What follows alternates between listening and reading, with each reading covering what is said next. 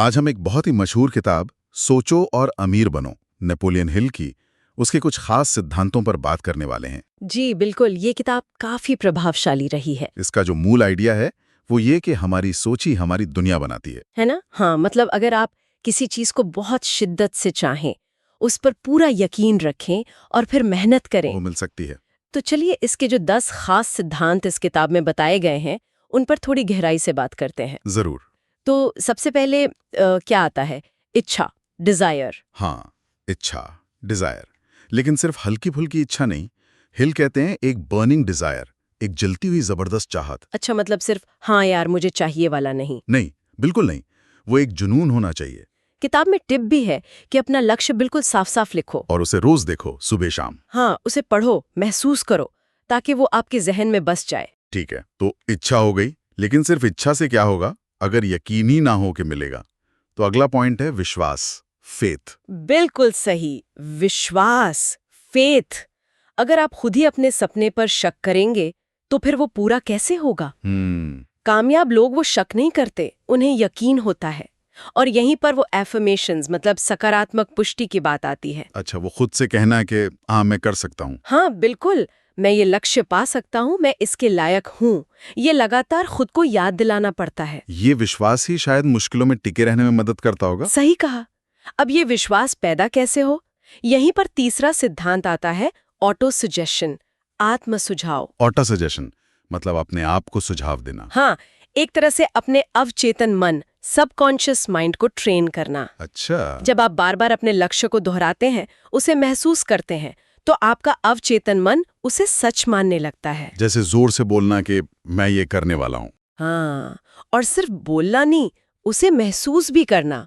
मैं 10 लाख रुपए कमा रहा हूँ और इसके लिए मेहनत कर रहा हूँ, इस तरह से। ओके, तो इच्छा, विश्वास और आत्म सुझाव, ये तीनों तो मन की तैयारी हो गई। जी लेकिन सिर्फ सोचने से तो अमीर नहीं बन सकते ना, ज्ञान भी तो चाहिए। बिल्कुल, इसीलिए चौथा सिद्धांत है विशेष ज्ञान, स्पेशलाइज्ड नॉलेज। स्पेशलाइज्ड नॉलेज मतलब किसी खास चीज की जानकारी। हाँ, अपने काम की, अपनी फील्ड की गहरी समझ। सिर्फ कॉलेज की डिग्री काफी नहीं है, प्रैक्टिकल ज्ञान चाहिए। जैसे कोई उदाहरण? मान लीजिए कोई यूट्यूबर बनना चाहता है, तो उसे सिर्फ वीडियो बनाना नहीं आना चाहिए। उसे एडिटिंग, थंबनेल कैसे बनाएं, ये एल्गोरिदम कैसे काम करता है, ये सब पता होना चाहिए। ये हुआ विशेष ज्ञान। सही बात है। अच्छा, ज्ञान आ गया, अब उसे इस्तेमाल कैसे करें? यहाँ शायद कल्पना, इमेजिनेशन का रोल आता है। हाँ बिल्कुल, पांचवा सिद्धांत कल्पना, इमेजिनेशन।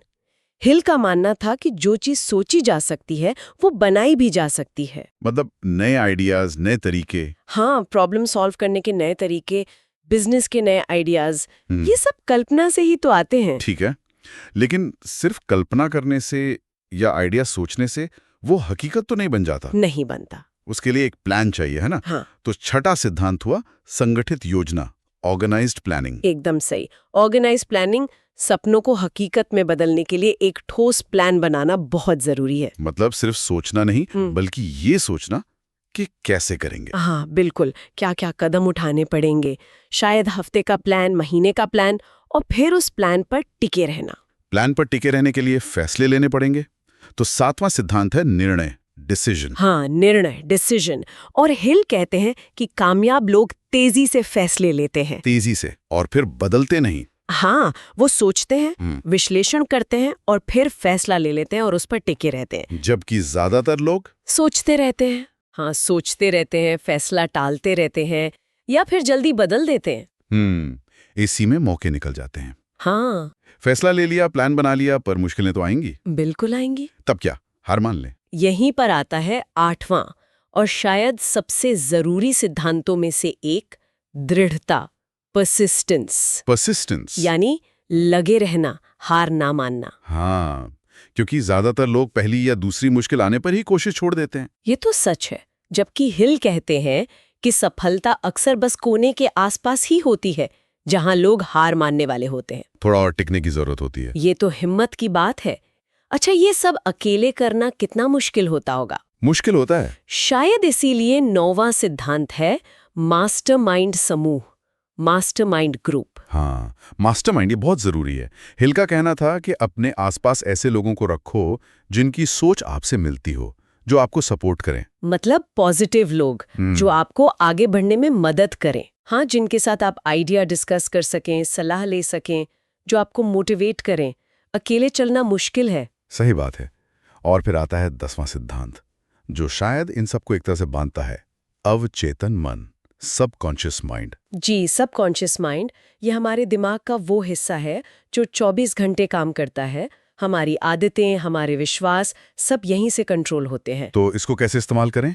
हिल कहते हैं कि अगर आप लगातार अपने लक्ष्य, अपने सकारात्मक विचार इसमें डालते रहेंगे तो ये खुद ब खुद उन्हें हकीकत बनाने के रास्ते ढूंढने लगेगा। इसीलिए वो सोने से पहले अपने लक्ष्य सोचने की बात। हाँ, बिल्कुल। सोने से पहले या सुबह उठते ही अपने लक्ष्य की कल्पना करना, उसे महसूस करना, इससे वो विचार अवचेतन मन में गहरे बैठते हैं। तो अगर हम संक्षेप में देखें तो ये किताब यही सिखाती है कि अमीर बनना, ये सफल होना, ये पहले दिमाग में शुरू होता है। हाँ, सोच से।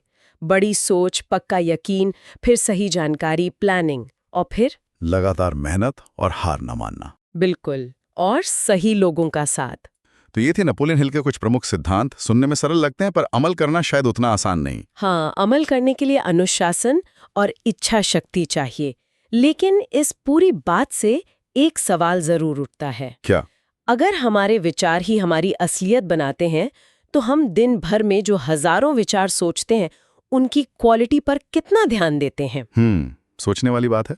क्या वो विचार हमें हमारे लक्ष्य की तरफ ले जा रहे हैं या अनजाने में ही हमें पीछे खींच रहे हैं? इस पर सोचना चाहिए। बिल्कुल, ये एक अच्छा पॉइंट है सोचने के लिए।